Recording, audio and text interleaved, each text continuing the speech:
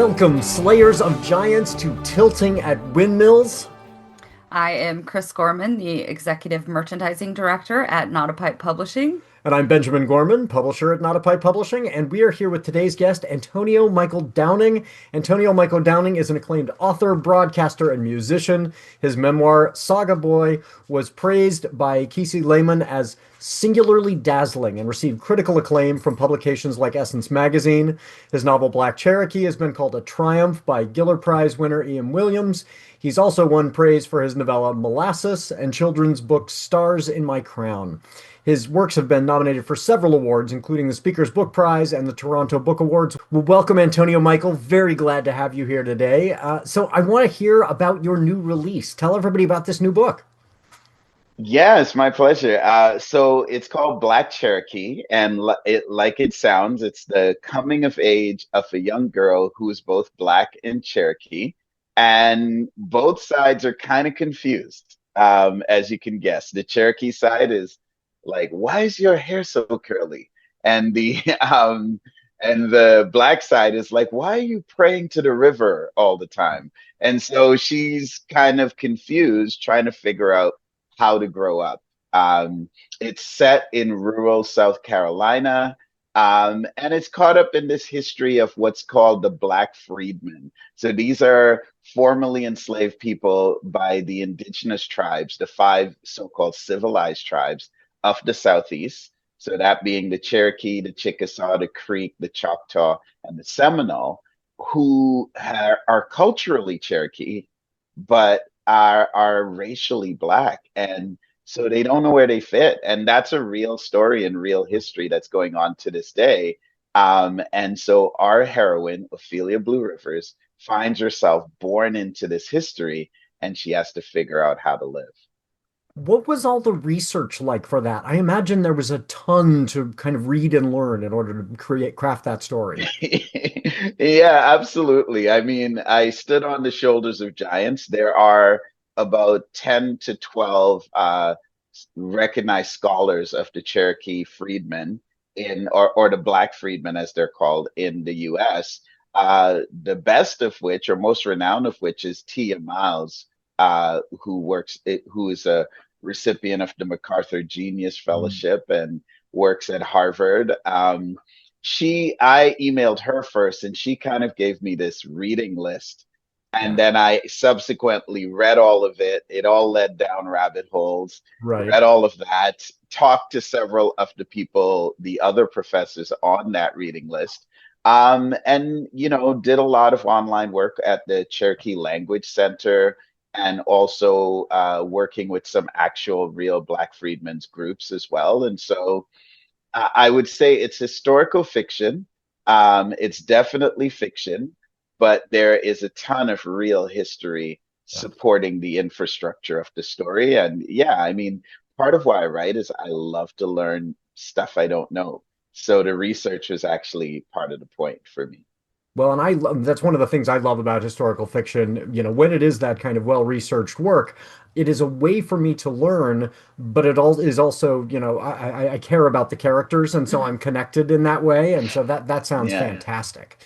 It's fun, because not everyone wants to pick up a history book, but if you could make it with a little messiness and trauma and an angry grandmother, then maybe. Yeah. That sounds fantastic. That sounds I'm gonna have to add that to Oh yeah, my absolutely. to be read. The TBR, the giant TBR pile. That sounds Yeah. fantastic. Um, Well, you are literally standing on my TBR pile because my laptop here yes. is on about 10 books on this side and 10 on this side and two lengthways underneath it. So That was yeah. kind of one of the nice things about moving from the US to Spain is we had to pare down our books. So most of my TBR Ah, pile just kind of started at zero, Oh, which is which both is great. right. sad Yeah, and kind of freeing. yeah, that's true. The burden is gone, The but books that also, I've had for like 10 years and have just kind of kept getting like rotated through the pile just kind of started fresh. yeah, but yeah, downsizing books is that was agonizing. That was one of the hardest parts of the move for me. Especially books you You haven't read know, yet. I had a fire in 2017 where Oh, all my books and my oh, guitars Oh, burned. And it sounds terrible, but once I got over it, I was like, oh, this means I get to buy more. yes, yes. Start fresh. yes. And that's kind of Yeah. like, okay, now we get Yeah. to start and already, filling up the place with books. But that is, it is that starting over process for us to some extent. We do, yeah, Yeah. yeah, and we do because we're in Spain. We are limited by our options. There's two really good English bookstores, but it means we can't go to Powell's and just go crazy, you Yeah, know. yeah. Powell's was dangerous Right. in Portland. If you ever get to do a reading in Powell's, it's a beautiful bookstore, wonderful bookstore in Portland, But but it is dangerous. dangerous for the finances. Aren't all good bookstores. Yes, yes. All right, we are going to move along because I usually only get to ask one of these questions. These are my favorite questions. And Give me all three. I'm ready. Ben has generously allowed us the time to Like I rapid fire. I yeah. know, I know. Because I always wait for permission from the man to do. Oh yeah, right. So we're gonna go rapid fire with these three questions. What is the most dangerous animal you would be willing to risk your life to pet? I grew up in Trinidad in the Caribbean where there everything was dangerous. So I am going to say not a damn thing. I will not risk my life to pet anything. I've done my share. That's fair. That's fair. All right, next one. What is the kindest thing you've ever seen somebody do?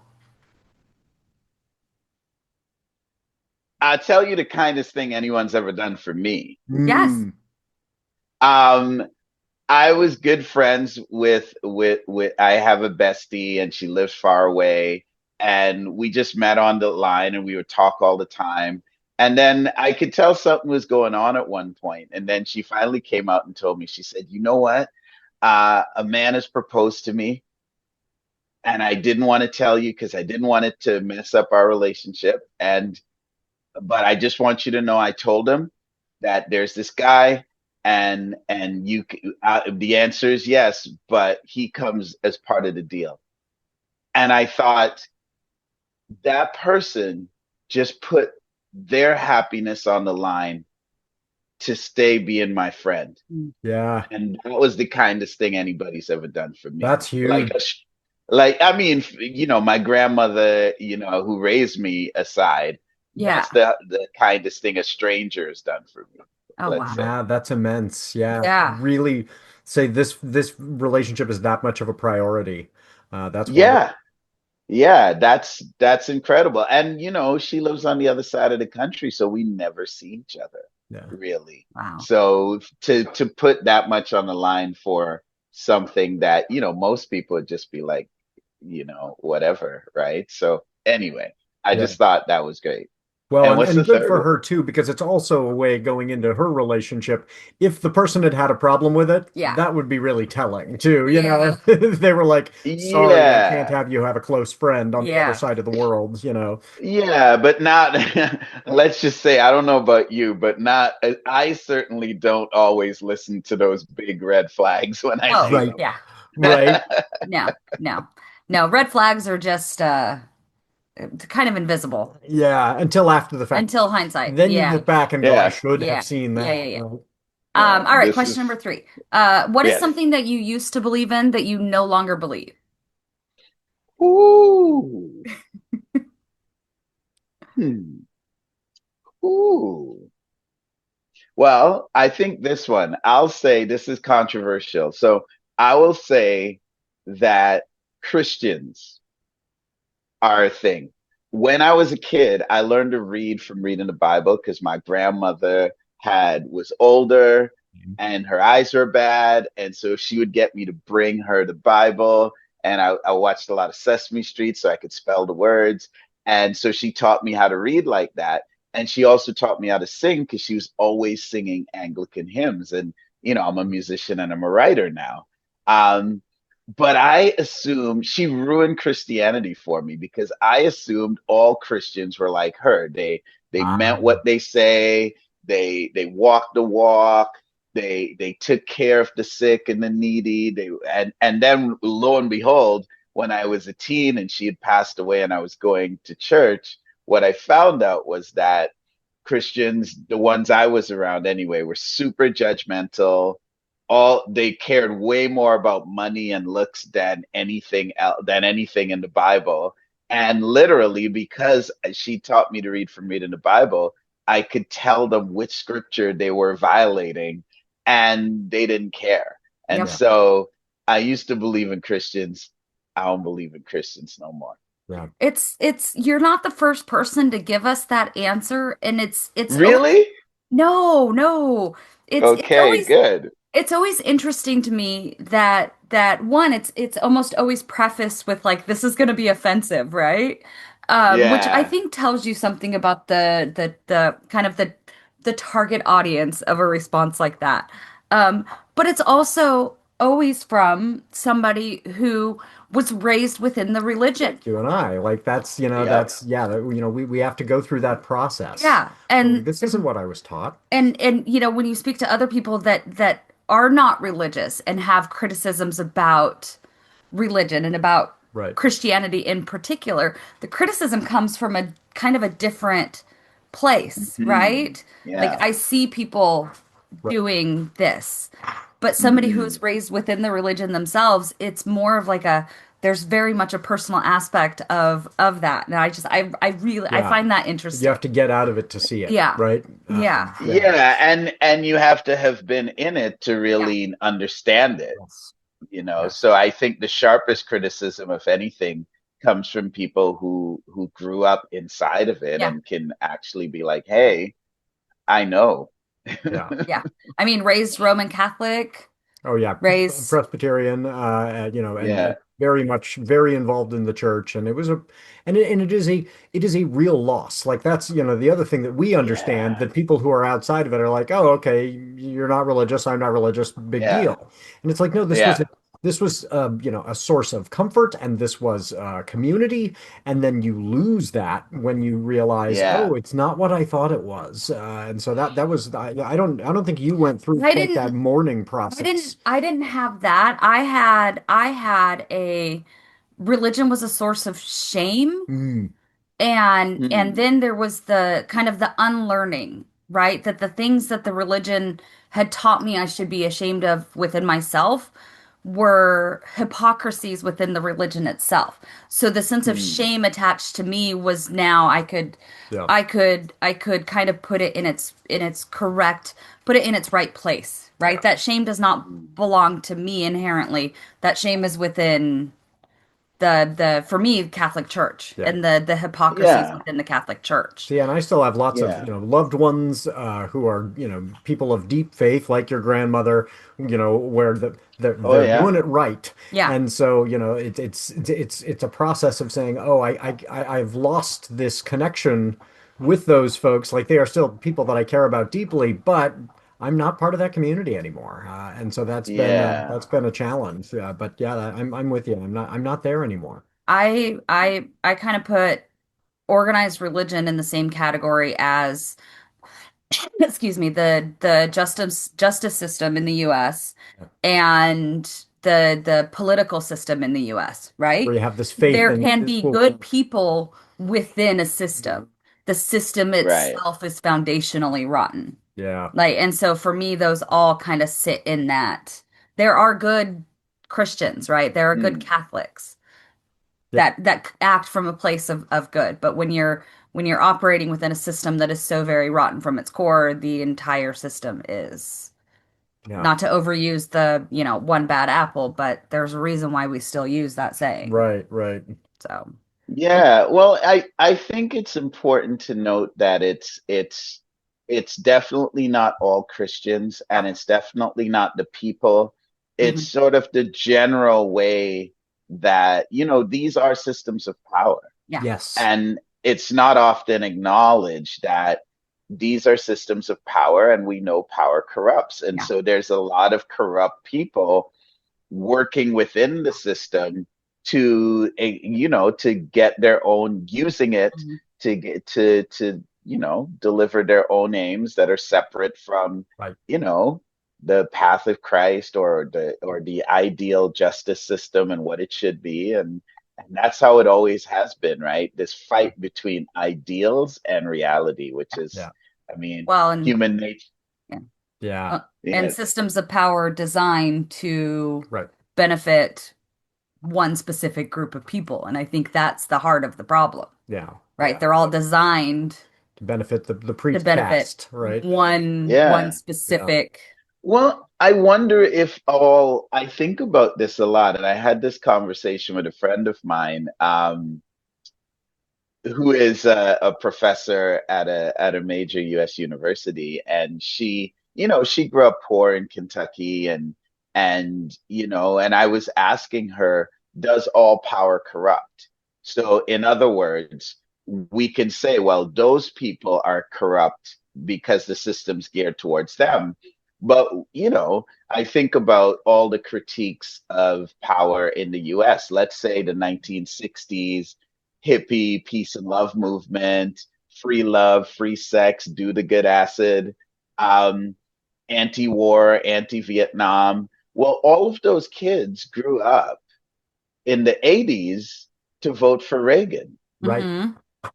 and essentially became their parents. And so the question is the system designed for certain people, or is it the nature of all systems that when you have power and you have something to lose, repression becomes a more of an option? Because when you have nothing, it's easy to say overthrow the system. Yeah. Right. When you have something, I'm studying for a book project, the Haitian Revolution. I don't know how much you know about it, but it was at one point, San Domingo, it was called, was the wealthiest slave colony in the world. Right? It was in the year of the French Revolution, the French Republic took in $17 million. That was their GDP. 11 million came from this one island. Mm-hmm. So it was incredibly wealthy. Everyone wanted it. Spain, England, America, everyone wanted it. And when you study that revolution, what you see is that a lot of folks in the middle fought for the system right up until the very end, when there was no choice because the elite in the system was slaughtering them wholesale. Then they finally decided to fight against it. And what I learned from that is, if people have even a little bit to lose, Yes. repression becomes an option for them. Hmm. And in fact, they'll more quickly fight for repression than they will, which is why so many people, in your country, in the United States, vote against their own interests. Where it's kind of like, well, who needs Obamacare the most?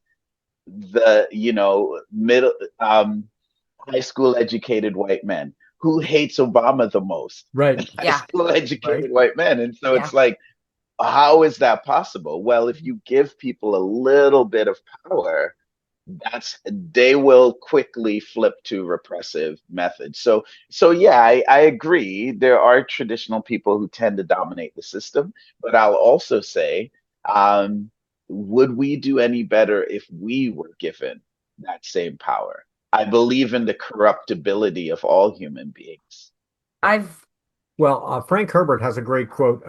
He in the Dune series, which you wouldn't think would be, where you'd find this, but if you read these little epigraphs he's got at the beginning of each chapter, they are amazingly kind of prescient. And he's got one where he specifically references the Lincoln quote about, power corrupts, and he says Hmm. that's incorrect. It's actually that power attracts the corrupt, mm, and absolute power attracts the absolutely corruptible. mm, And I think that there's a lot of wisdom to that. Like that, that Yeah.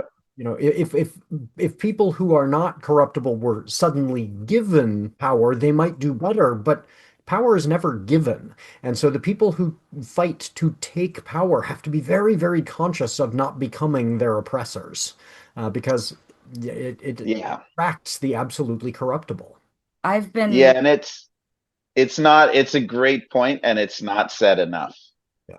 I've been with the news coming out of New York and the election there with Mom Donnie. I've been thinking about that notion of the absolute power notion, because there's been a lot. I don't know how much you follow politics there, politics within the US. Yeah, well, I mean, just for, I mean, for all intents and purposes, pretend the border doesn't exist. Like we Yeah, know yeah, everything that's happening. Yeah. yeah. Yeah, we watch Well, the same news, shop at the same stores, invest yeah, in the same companies. Well, Yeah, and you're deeply affected by it. Like what happens in the US hits Canada yeah, hard. well, and with him and with his election, I'm hearing a lot of there's a lot of that, like my sense of hope has been renewed, and there's a lot of that currently happening with what we saw in the most recent round of elections, and how Democrats made out. And I was talking to my kid about that yesterday, saying I had the same feeling when AOC won her first local election. Here's somebody that's funded by individual small amount fundraiser, not corporately, right? Funded, platforming on this socialist, agenda, feeling that same feeling. And now, how many years later? 4 years later, 6 years later, it's hard to feel that same, like, I'm so glad he won, but it's hard to feel that same sense of hope with the kind of, we're not any better Well, off I at mean, this point. Haiti is a wonderful example of that. Yeah. Haiti is the oldest democracy in our hemisphere, and yet the people who took power away from, these elites often then were corrupted by the power that they gained, and so Haiti has never, which is has this. struggled. I mean, the story of hate. I mean, I take the point that yeah, often revolutions are always subsumed by people Right. who essentially become, you think of the French Revolution, Yeah. Robespierre takes over, he becomes a terrorist, like chopping people's head off, and then they get rid of him, and then they try to quell the revolution. Then Napoleon comes, and Napoleon came trying to protect the government, and then he rose to power, and now, oh, lo and behold, we go from Louis the 16th, we don't want any kings anymore, to now we have an emperor. We And want an it's only emperor. been, Yeah. it hasn't even been 10 years, Yeah. Yeah. so I think it's true. I mean, the story of Haiti is complicated by the fact that um, France forced Haiti to pay a massive, Yeah. basically ransom that they never paid off until the 60s, the 1960s. Yeah. So almost 150 years later, they were still paying off this debt. And many of the countries in the world, like, say, for example, America, that could have helped, well, they didn't want to promote the idea of a slave uprising leading to Mhm. freedom I mean, they for actively obvious. wanted to make sure it was as poor as possible. Yeah. Like the Yes, United States yes, kept it as poor as they possibly could. Yeah.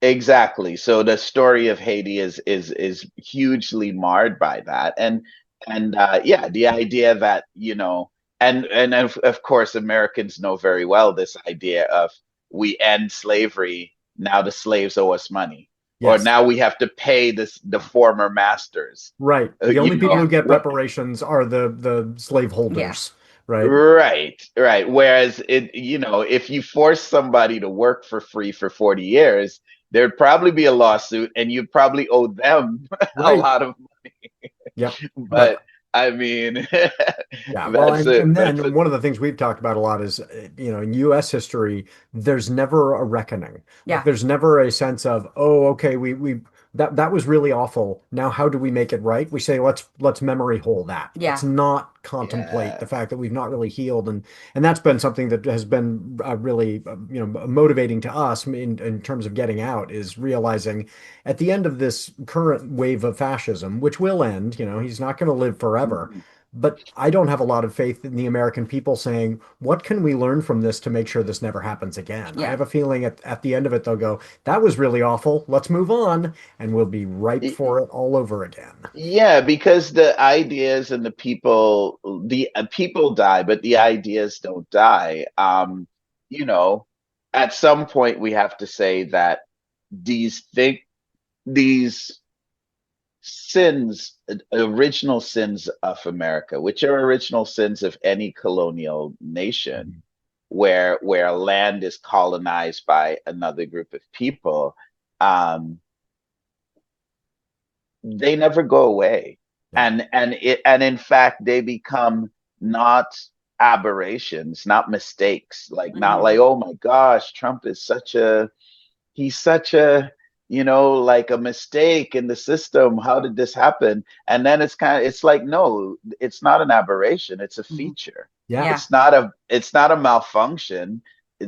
Racism, oppression, income inequality, a lot of poor people with broken education systems, like these are all features Yeah. Right. of the system, right? Not and so one person sort of getting a moment because one set of people in one area have just gone too much over to this side. So it's sort of the system is sort of correcting a little bit. Right. Yeah.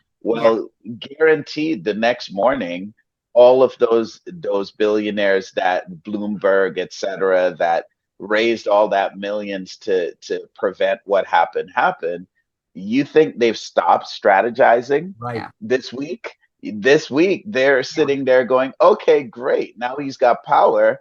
It's almost easier to attack someone who's in power, Yeah. Hmm. right? And so I don't feel that it's a, it's a good thing, I think, because it represents the triumph of people voting for their own interests over the interests of the moneyed class, which is, Yeah. how it's supposed to be. Hmm. However, um, you know, and I'll quote C.L.R. James, who wrote the book The Black Jacobins, my fellow Trinidadian. He said, "The rich are not defeated until they're running for their lives." Yeah. It sounds like a very extreme statement, but he was referring to the facts on the ground in Right. Yeah. Haiti. Whatever concessions they were given, whatever negotiations were offered, no matter how they were defeated in the field, in the army, they always came back to Right. try to put the slaves back in chains. Yeah. Yeah. Always.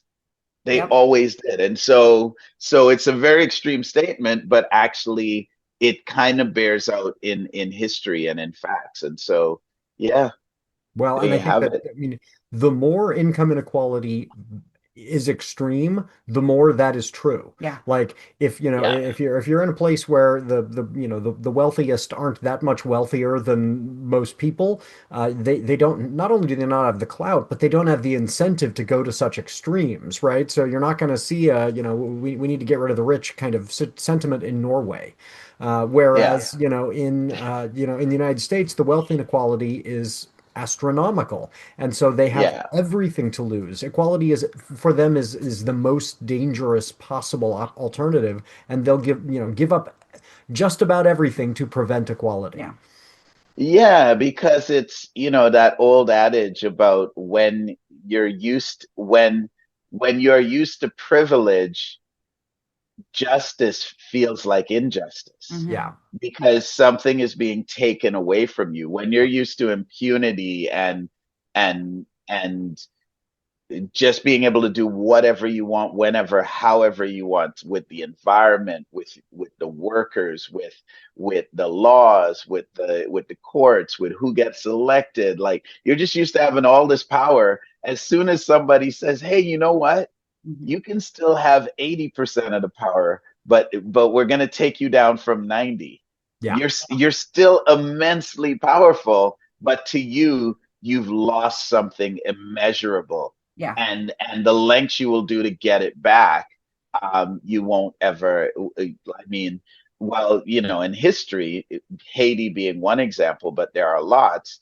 Um, the ruling class never ever stopped pursuing yeah, power again. Yeah. And so it's and again, it's the nature of power. yeah, Once we have it, we rarely ever give it up Hmm. without a fight. yeah, Yeah. Well, and I think part of it too is that notion that those in power believe that if the power was shifted, right, the others would treat them in the Right. same manner. Right. If we We ever see give Yeah. up it, power, yeah, if I am in power and I'm saying I am mistreating a whole bunch of yeah, people, I can't possibly let them have power because the yeah, only way that I understand power Yeah. operates is mistreating. yeah. And therefore, if they have Yeah. power, I will be mistreated, right? We And see it so, when they Yeah. talk. We see it when we And they talk live about racism. We yeah, they see it live with in terror of that. right. They feminism. live in Yeah, Yeah, they live in terror of that, yeah, like of that power being taken from them and them being subject to the mhm, same. Because we all of us always think that I'm sure you both experienced this, where you you assume someone thinks the way you do. Right. mhm, Right. And then when they don't, you're just like, oh my God, like, how can you not? And then you realize not everyone thinks the way you do. So if you were, say, a vicious, rapacious, power hungry, repressive person who mhm. only feels tall because somebody's on their knees, Yep, then how would you assume yep, Right. that person on their knees would treat you yeah, if the situation were reversed? yep, Right. Right. Yep. yeah. Well, on that note, That happy note. let's go to our break. But I am looking forward to after the break talking about some ways you've been pushing back because I Yeah. think that's really important. So let's go to our break, and when we get back, we're going to talk more specifically about the way you've been pushing back with your platform. Unrelenting, Book 1 of the Grigori Cycle, was a finalist for the Book Pipeline Awards before it was even published, and it won the New Mexico-Arizona Book Award for LGBTQ fiction. Now, Jess Honard and Marie Parks are back with Undeniable, the Grigori Cycle, Book 2. Bridget has saved her sister Dahlia from imprisonment, but their reunion has come at an enormous cost. Their friend was murdered in the rescue efforts, and Dahlia herself is no longer fully human. As the sisters race to uncover the key to resurrection, Dahlia's former captors pursue them, coveting the ancient powers and seeking justice for their own fallen companions. Multi-Hugo Award-winning author Mary Robinette Kowal called Unrelenting a tapestry of emotion that effortlessly weaves together the threads of grief and obsession. Get your copies of Unrelenting and Undeniable today. Karen Eisenbray's A Quest for Hidden Things tells the story of a self-taught wizard and a healer trying to keep her powers a secret. They have to lift the curse on the small village of Deep River. In the process, they find one another and learn a lot about themselves. Now Eisenbray is back with the second book in the Tales from Deep River series, Deep River Rising. This low-spice, cozy romantasy brings us back to Deep River to explore how some of our other favorite characters deal with the consequences of the curse on their village. Get both books in the Tales from Deep River series now. Welcome back to Tilting at Windmills, everyone. We are here with Antonio Michael Downing. And Antonio Michael, as you have been seeing what has been going on kind of with the rise of fascism and authoritarianism around the world, how have you been using your platform to push back? Yeah, well, I mean, there are layers to that. I mean, first and foremost, my life is built around art and specifically books. Mhm. I read books, I write books, I talk about books, I interview writers about books. So in of itself, de facto, I believe that that is a form of resistance Yes. because for several reasons. I think first of all, books build our capacity for resilience. Hmm. There's a reason why a lot of people go to prison and come out being big readers. They Right. got nothing else to do, but also they have this big difficult thing to survive. And reading can parachute you into another's point of view, building empathy, and Hmm. it builds your powers of imagination. And if you know Viktor Frankl's famous book, Man's Quest for Mhm. Meaning, where as a psychotherapist, he endured a concentration camp and a death camp in the Holocaust at the hands of the Nazis. And what he learned was he tried to figure out as a psychologist what kept people that survived going and what did the people that died quickly, what was it that they lacked? And what he figured out is the ability to imagine a better future the ability to have hope Mm-hmm. is what kept the people going and allowed people to endure and survive. And he had the famous line he said was, "A man can endure any what if he knows his why." Yeah. And so I think reading in of itself, by building our powers of empathy and imagination, insulates us against the circumstances out of our control that we can't handle. And the empathy piece is directly what I call counter-algorithmic. And I call it that because we have to acknowledge the alliance between the tech bros of Silicon Valley and, well, y'all saw the inauguration, so you saw who was there. And Mm-hmm. so I was lucky enough, I call it luck. I was lucky enough to release a book 9 months after George Floyd with the word black on the cover. And I was lucky enough to release a book 9 months after the inauguration, the second inauguration of Trump, with the word black on the cover. And I saw firsthand how the climate had shifted. Yes. Mm-hmm. I was And just one, hearing an agent, Jazz Perry, at talking about that arc. So yeah. how did you Well, see that? Well, I can give you, and you know what, I don't want to get myself in trouble because I am, talking about my platform. I am now a host of um, one of two pure book shows that are national in Canada on Canada's national broadcaster, CBC Radio. It's called The Next Chapter. It's also a podcast. And so that's part of my platform. But of course, it's the national broadcaster. Right. So I've been thinking a lot about what, as an artist, I can be very bold and outspoken. But as a representative of the national broadcaster, I've got to mind my P's and Q's. I mean, of course, I'm obligated to speak my mind and be myself. That's why I'm there. But also, I got to watch what I say. I can't just pop off any old house. So that's an interesting sort of modifier in Right. my ability to use my platform for resistance, as you say.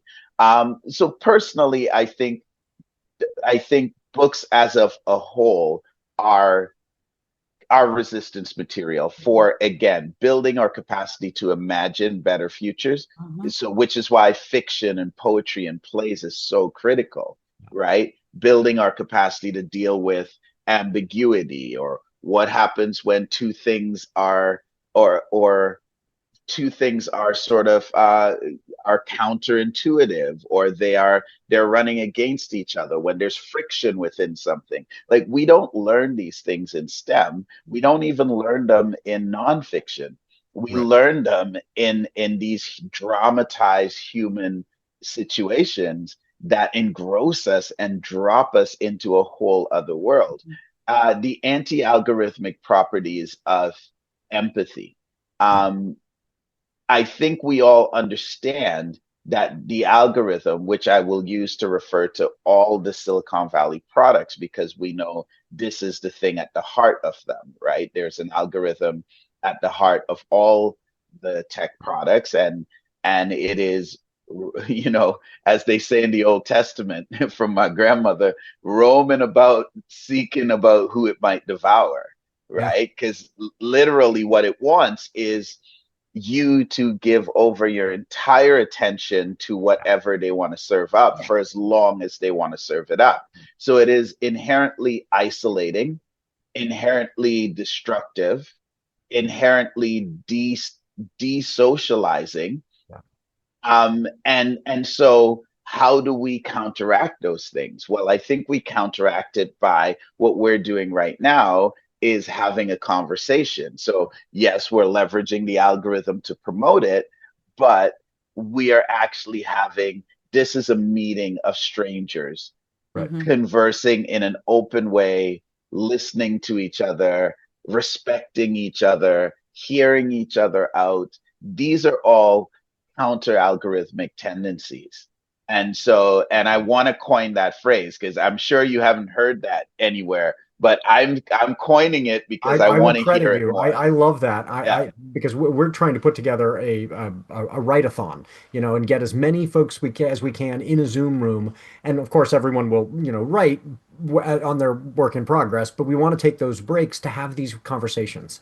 And you're right, Yeah. it's counter-algorithmic. Hmm. As Antonio Michael Downing says, I will give you credit. That idea Yeah, that I if battling it the becomes algorithm. a mainstream thing, I don't even want credit. I think we all need to, very much what we're fighting is a game of words, Yeah, Hmm. right? Because being able, if we think of from a feminist point of view, right, where it was like, was mansplaining a thing before it had a name?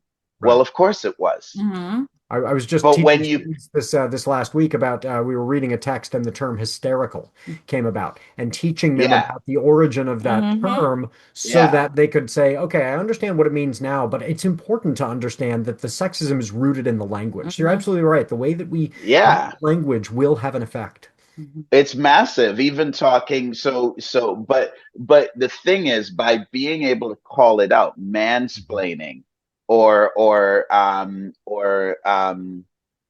when you undermine someone, or gaslighting, let's say, Hmm. Right. right? By being able to call it out, we now have a focal point of resistance, Yeah. right? We're doing the old trick of Genesis, let there be. We're naming it. And Hmm. by naming it, we're making it concrete. And by Yeah. making it concrete, we're making ourselves capable of resisting it. Yeah. Hmm. Yeah. And so that's what I believe, even with my folks in Canada, the CBC, one of the big criticisms we've gotten from folks, on the from pro-Palestinian folks in the ongoing tragedy of Gaza, is the refusal to use the word genocide, Hmm. right? That is a word. That is a war of words. But as soon as you use that word, there's a whole moral framework that Hmm. Right. comes with it. And if you refuse to use that word, there's a whole value Exactly. system that comes with it too. And so, or for example, we did a review of our newscast to make sure that we are being fair. And one of the things the ombudsman caught in that review was, we would use the word, hostages for the folks that the Palestinians were holding, and then we would use the word detainees for the Hmm. folks that the Yep. Israelis were holding. And Yeah. so and so again, when you talk about my resistance is to be on the front line of the battle for language. Yeah. Yeah. Because at the end of the day, these wars are won in our heads with the ideas in our heads, and those ideas are made up of words. Hmm. Oh, it's so important Yeah. for folks listening to this show. Hear this. This is the way you win is not just, gonna happen in a day. Yeah. It is gonna be those careful decisions about the way that you speak all the time. And I think you're absolutely right. How do we, kind of catch ourselves and say, oh, I'm falling into Hmm.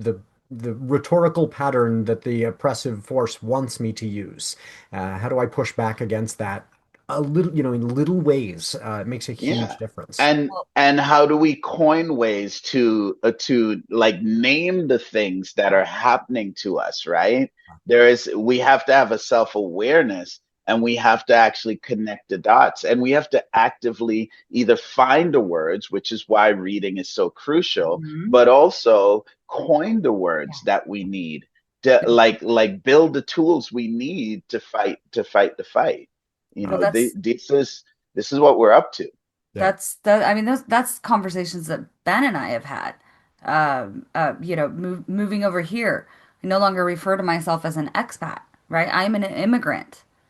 I am So an that we can immigrant Yeah. in another normalize country. Right? I this do not Yeah. have the respect skin color that that people people associate. normally associate with an immigrant, Yeah. right? And Yeah. so if we change the language, Help people realize then we immigrants can may come in any color. destigmatize the notion of what the United States believes an immigrant looks like. It's Right.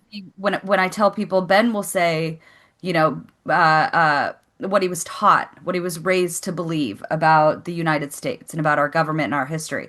I will now use the language of what I was indoctrinated with going to school in the Mhm. United States, using the Yeah. language, right? We're Yeah. not taught our history. We're not taught.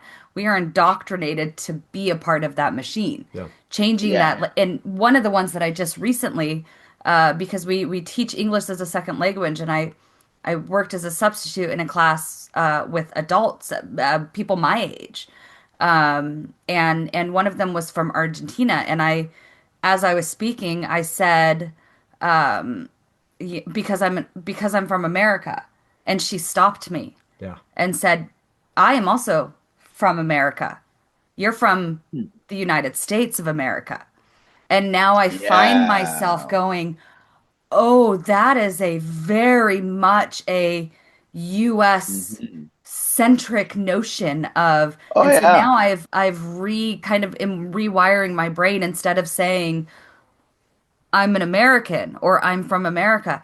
No, I'm from the US because we have Yeah, this it's notion. And so yeah, it's that language. Yeah. I said that once too, because I was born in South America, Yeah. in Caracas, Venezuela, and I was actually with my ex-girlfriend. She corrected me Yeah. because I said, "Hey," I said, "I'm from America," and Mhm. she said, "No, you're not." And I was like, "Yeah, there are many Americas. Like Yes. Argentina is in Yeah. South America. Yeah. Like this Yep. is, so yeah, language is the battleground. Yeah. And because everything that happens out here in the world happens because of ideas that happen privately in our Yeah. minds. Yeah. And those battles are won and lost on language because, as you can see, if you accept certain language, those are great examples, Chris, of, like the expat immigrant Yeah. thing, which is people that we don't like immigrants. Okay, well, Yeah. Trump's grandfather came to the US and couldn't speak English. Yeah. Right. His current wife, Hmm. and Arguably. Yeah. I use my words carefully, their current Hmm. wife still Yeah. can't speak English. Yeah. Right. So, Yeah. so, so, what are we really talking about when we talk Yeah. about immigration versus Hmm. expat, and Yeah. what are those words really mean? And I think what's clear is that words are being used to deceive us, Yeah. Yeah. to pull the wool over our eyes, to Yeah. tell us it's telling us things that it's not saying, Yeah. Yeah. right? And that's we need to be wise enough to decode it and see Yeah. what it's actually saying Yeah. if we're going to resist it. Yeah. Which is another skill that you acquire through the very reading that you Yeah. promote. That skill of reading between the Yeah. lines is something you acquire by learning to read Yeah. critically. And then you can read the world in that same critical way. And if we are not, exercising that kind of criticism as we are, reading our fictional texts, we're going to be Yeah. far less prepared to do so when we are being actively deceived by those really subtle means. Yeah. Well, Yeah. there's a reason why any despot, the first thing you do is you round up the artists and you burn the books. Yep. Yep. Or you ban the books. Yeah. Well, They're and there are they're different Yeah. ways to ban the books. We were they're again, Yeah. soft banning is yeah. something we really were talking about in the publishing industry, Yeah. where, Yeah. like you said, the summer after George Floyd, all the publishing companies kind of got caught flat-footed Yeah. and went, "Oh my gosh, these books are really selling well." And now they're saying, "Oh, it's a year later, this isn't the hot new Hmm. thing." And so they're not Yeah. officially banning them out loud. They're just saying, "We won't promote this one as Hmm. hard. We Yeah, won't." and it's no sour grapes at all, but I'll give you a stat that will stagger you. In my country, in Canada, when Saga Boy, my memoir, came out in January 2021, again, 9 months after George Floyd, every single newspaper, magazine, TV outlet that covered books Right. wrote about it. Yeah. Hmm. Now, my new novel comes out, and it's a very different book. It's fiction, but it's on similar themes of identity and belonging around Blackness and indigeneity. Not a single one. Wow. Right? I mean, Not a that is single one. And very that's telling. Yeah. I don't, there are lots of reasons and lots of ways, and I don't want to call any of them out on whatever, but I'm just pointing out the fact that that doesn't make any sense. Right, right. I mean, if it I was haven't one gotten fewer, worse as two a fewer, that's writer. one meaning. But if it is, Yeah. Yeah, you go from all to Yeah. none, that is a very yeah, telling bit of data. Yeah. And so, yeah, that's yeah. And probably they deserve something in the middle, but there was an overreaction one way and then Yeah. an overreaction the other yes. way. Yeah. And so there's this pendulum of, like you say, soft censorship, where it's kind of like, oh, that's not a big thing. But it's like, you know, is justice something that goes out of fashion? Mhm. Right. Is my perspective as a human being something that matters less depending on which way the wind is blowing? Right. Yeah. Yep. And Very telling. so yeah, so for me, I'm just kind of like, oh well, that's interesting. But I'm happy because my book was published by a major publisher, all in US and Canada. And so it is here, and it has been done, and it is my job as a writer to write as good a book as possible. So maybe I didn't do my job, but I did notice the difference, and I thought to myself, you develop a nose for these things Right. when you live to be old enough, where you're just kind of like, that just doesn't make a lot of sense. Yeah. Yeah. Yep. But of course,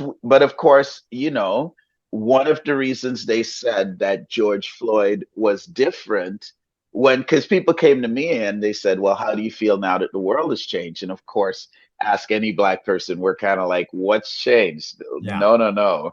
Um, and people would say, well, look, Meta and Google and all these tech companies are actually creating programs, and they're lining up to do DEI. This has never been the way it was. And now, of course, we know the pendulum swung back the other way. And And how those quickly. exact same companies have fired everyone that does Yep. DEI and have made it persona non grata in the boardroom because they were never invested in it to begin with. Right. It was just the fashion of the time. And so publishing is no different. Like we are susceptible as an industry to fashion. I Hmm. was fashionable in 2021. I'm not fashionable now.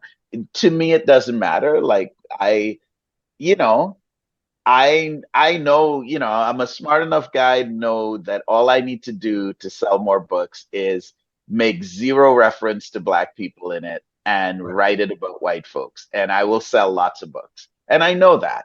And well, I and I mean, we know this is, one of the really sad things is if you were to write like, right-wing hate stuff, you make a ton of money. Yeah, Like there is a I blow market up. incentive there, right? You gotta lack a soul. Well, yeah, you just have to be able to say, and so then it puts us as, as people on the outside of that movement going, I wonder how many of these people are merely cashing in and how many of Yeah. them are true believers. But at the end of the day, it doesn't matter because if you're willing to cash in on that, then as far as I'm concerned, Well, you are a true believer, right? I well, look at from my point of view, I just think that, you know, left or right, if you're in that game, you are serving the same God, which is the algorithm. Yeah. Mhm. That's who you're serving. You're serving the God of clicks and likes and comments that we all are somehow beholden to. And so I prefer to see it from that point of view, that um, there's a deeper game at play Yeah. beyond the left and right. Really, a funny thing is that I made a commitment during COVID not to block or cancel anyone off my socials because of their political opinions. And whew, it gets very trying sometimes. Uh-huh. Yeah. But I but could not do that. yeah. Yeah. I But I mean, I do draw boundaries with people. I do kind of say, Yeah. look, I'm not having that here. Yeah. So yes, you're welcome, but there are rules for Yeah. how we're going to do this. But oddly enough, I receive when the elections happened, because we had an election a couple months after the Mhm. inauguration, um, and the same people were on the same sides in both of them.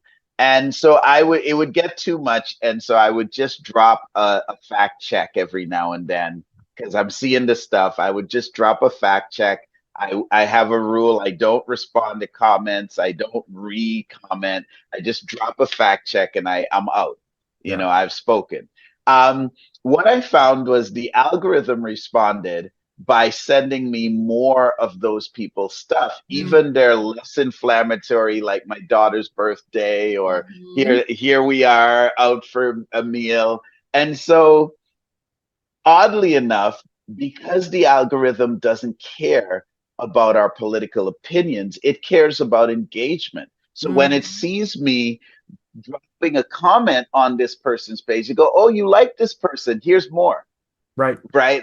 That's how the algorithm Yeah. behaves. And so the lesson here is that we are so caught up in left and right and the nuances of opinion. But what I found is that the reason I have that is because I have people who I love and care for who happen to have what I consider outlandish, crazy, fanciful opinions. But I also realize that that's what happens on the internet. And when I see those people in person, it's a completely different interaction. And that's what I've kind of learned is that the algorithm doesn't care about our connections to each other. It just cares about, do you like it? Do you comment? It just cares. We know the metrics. It Right. just cares about metrics. It Eyeballs. can't me Yeah, it can't really measure human connection in any way that doesn't fit in those slots. Yeah. When of course we know human connection is almost exclusively outside of those slots. And so um, we should, that's what I think about because I've traveled all over America, all over Canada, all over Europe, all over the world.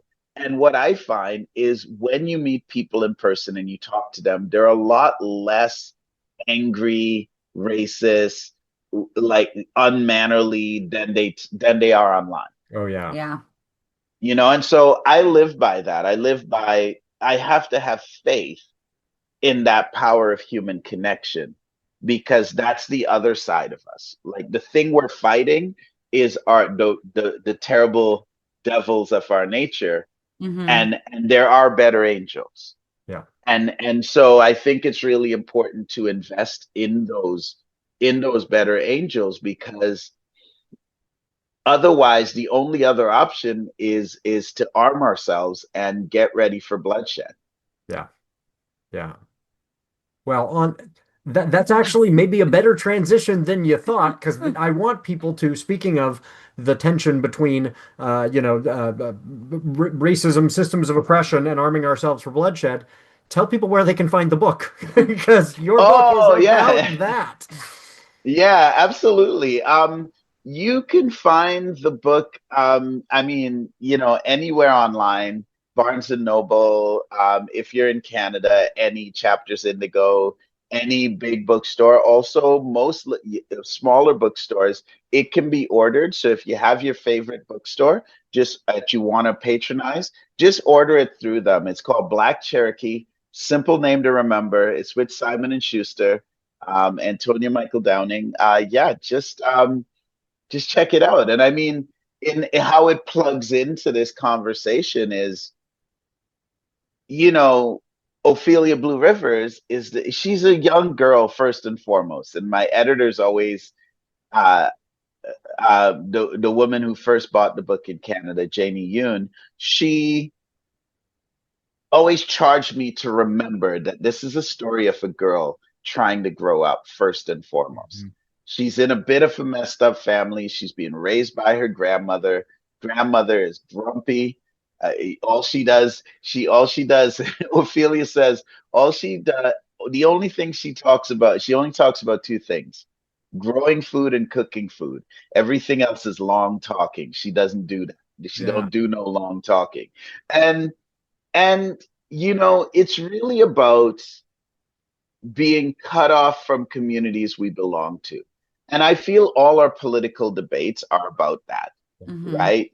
You know, are trans people actually people? Do they deserve the same rights as us? Do you know, can these people we ostracize, black people, trans people, queer people, immigrants, like whatever we use to ostracize them, um, they're part of our communities. Yeah. So the question is, what happens to them when we cut them off from our community? Mhm. But also, what happens to us? Right. Right. Because if I smash my toe with a hammer, I've hurt my toe, but I've also hurt myself, haven't Yeah. I? Mhm. And then how do we heal from that? Yeah. And these are the ideas at the heart of the story of this young girl living it, swimming in these currents of history she doesn't understand, her family's history, her town's history, her country's history. Um, she's trying to figure out, how do we get back? How do we heal that? And so for that reason, even though it seems like a book about a long ago time and a long ago place, it's actually about everything that we've been talking about. It's incredibly timely. Yeah, that really is. Oh, well, thank you so much for being here today. This has been a Yes. wonderful show. I Yes, really thank enjoyed you. this conversation. Yeah, absolutely. It's my pleasure, Chrys, Benjamin. It's so nice to meet you. Yes, Thank you very much for being here. yeah, that was wonderful. Thank you.